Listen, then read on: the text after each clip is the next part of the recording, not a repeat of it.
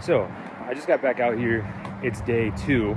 I still have not gotten the connectors for the coil packs yet, but I had to jump out here really quick and get back to work because now it's crunch time.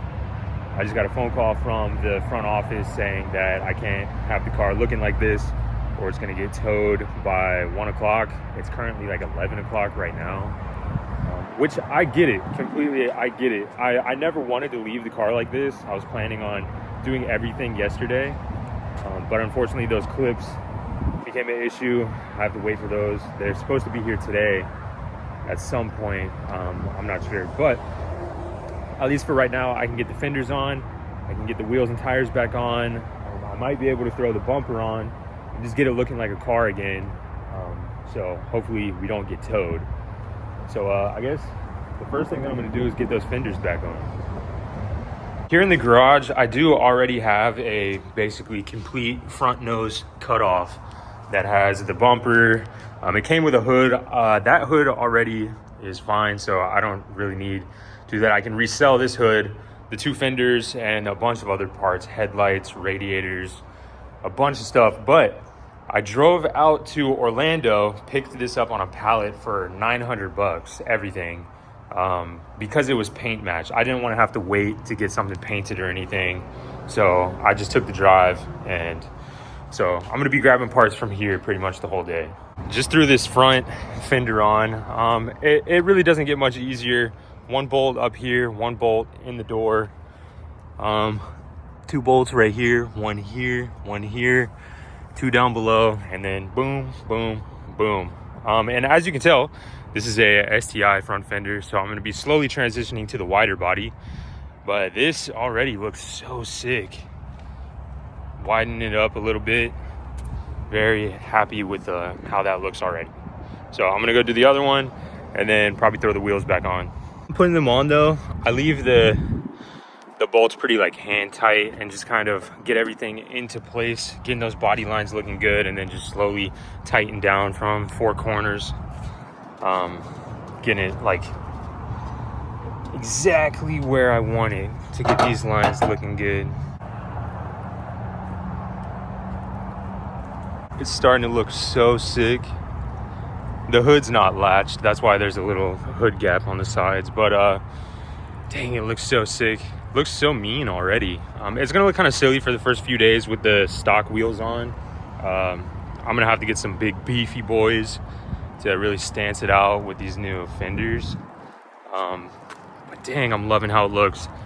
While it's up on the jack stands, I'm gonna go ahead and drain the oil and just take a look, make sure everything looks okay. I don't have oil right now to put back in because it's in my truck and my wife's driving my truck right now. So I'm gonna do everything that I can at least to get it on the ground looking normal as possible. So if that tow truck comes by, we're gonna look really inconspicuous over here. So I'm gonna drain the oil and then throw the tires on, go from there. Having to use this big beefy 11/16s for the drain plug. I'm gonna get it on there. See what this oil's looking like. It's already wet everywhere. There we go.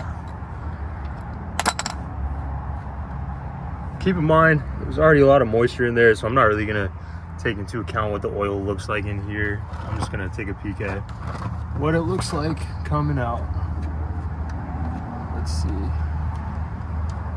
how dry. Oh my goodness, not dry at all. Looks pretty good.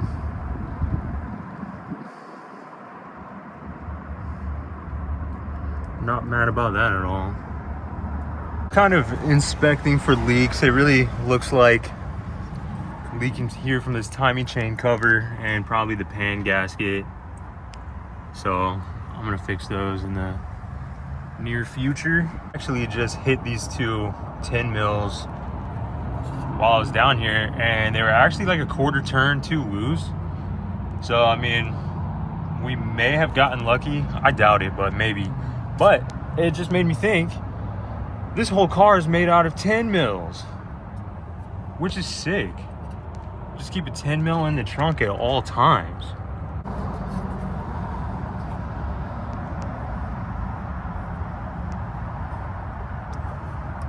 Ugh.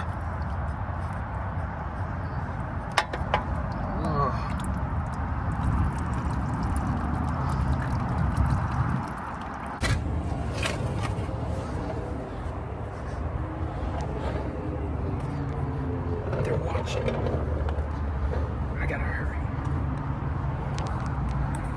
The tread on these tires is incredible for some auction tires. Unfortunate that this vehicle's on jack stands right now because I want to be ripping gears. I want to be ripping gears in quarter miles. Hopefully in the near future. Staying optimistic.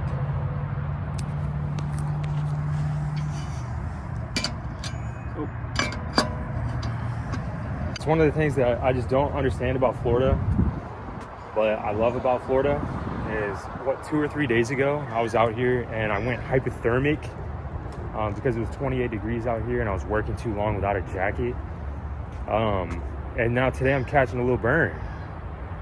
So maybe soon I won't look like a little pale nerd anymore.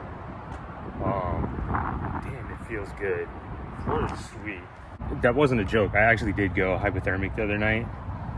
But that's partly because of how cold it was. And the other part is my heart condition at the moment. I guess it doesn't pump blood correctly, so I'm more susceptible to heat strokes in the summer, which I had, and hypothermia in the winter.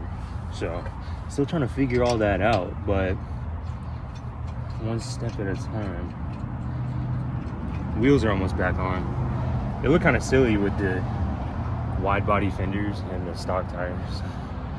Not for long though.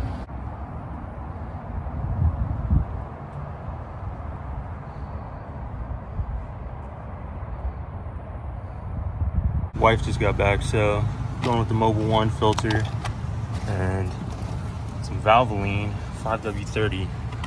So I'm gonna toss this back in and then I'll see you back up top. Whoa. Whoops. I can't find a funnel to put oil in there, so I figured I would just use this Taco Bell cup, but lo and behold, it's just such a strong plastic cup. So I had to, that's just surprising how strong these cups are.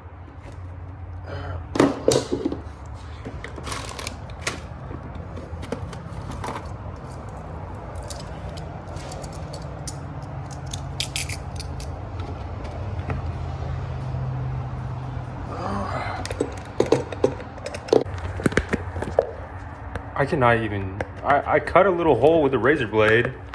That took way too much force. And now I just can't even get this screwdriver through, and there's already a hole. There we go. Progress.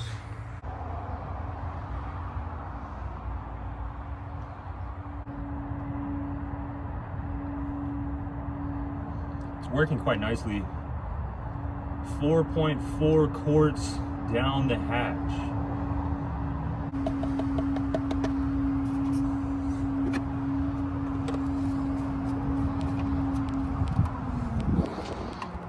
So now that the oil's done, the fenders are on, the wheels are on, now I gotta shut the hood and I guess try to move it into the spot more appropriately.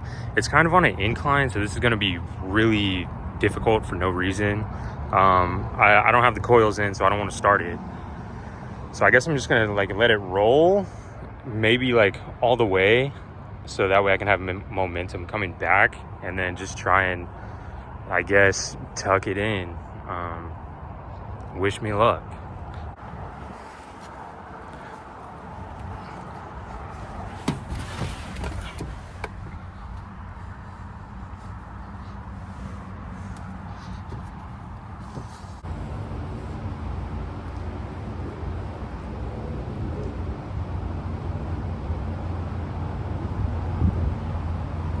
I feel like that's probably the best I can do right now, but technically it is in the lines. I'd like for it to come back a little more, but life with pots. That's I'm probably gonna have to lay down for a little while after that. that took a while. It actually took a couple hours for my heart to chill out, but during those couple hours my connectors came in. So I'm gonna pop the hood, take everything back apart, and get this bad boy running again. I left the motor mounts unscrewed underneath, so I just jacked the engine back up. Now I'm just gonna, I guess, go grab those connectors and plug them in. I hate doing anything with wires. These 3 wires are different than these 3 wires. This one has like 2 brown and 1 teal, and this one has 2 teal and 1 brown. So I guess I'm at least gonna go brown to brown, and then try and just, it's a 50-50 shot with the other teals, but I'm gonna go for it, I guess. This is kind of what I came up with, just first attempt. It clicked in nicely though, so I'm gonna get it back in there and go from there. I'll have these 2 coils in there snug. If everything works good, then I'll go back to that driver's side rear coil and switch that connector as well. But as for now, I'm gonna button everything back up and go for somewhat of a test drive just to check our work. Make sure those wires are correctly placed, which I really hope they are. Famous last words, but I really don't want to have to go back in there and switch those 2 teal wires. Put the air box back in, reconnected the MAV sensor, tightening up the battery now. And I'm pretty sure all that's left to do is get under there and retighten those motor mounts, and then I'll be good for a test drive. These motor mounts are accessible with the bumper off, probably even with the bumper on. While I was under the passenger side retightening the motor mount, I could see that back coil like super easily. So if anything goes wrong and I know for sure that it's those wires, I'll be able to get to it from underneath. So that's a little bit of a breath of fresh air. I didn't want to have to do the motor mounts and take everything apart and jack it up again. So that's good news at least. I'm pretty sure that's it for under the hood.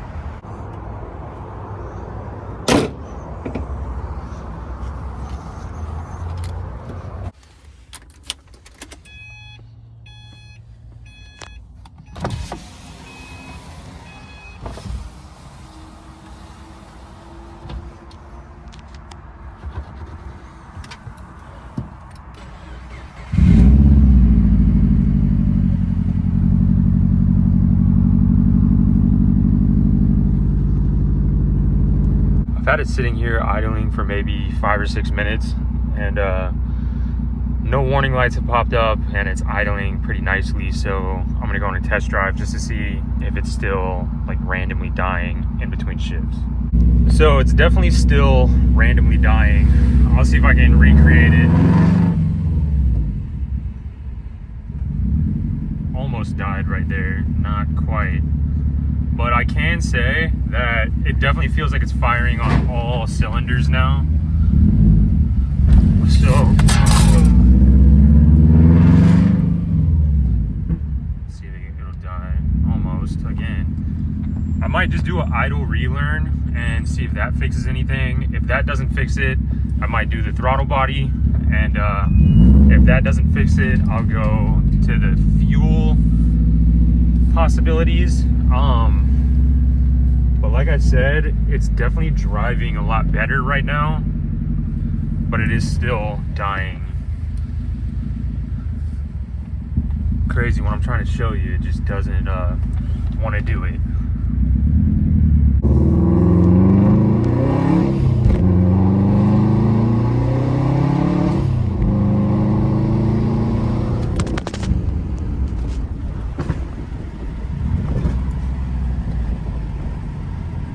Still hasn't died yet.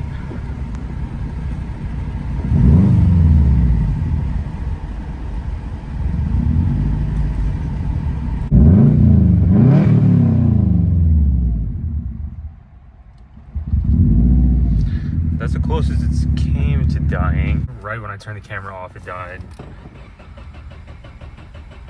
Interesting. Interesting. That definitely makes me feel like better about putting a fuel pump in it. I haven't had a long crank yet, so definitely getting some smells. So let's see where that could be coming from.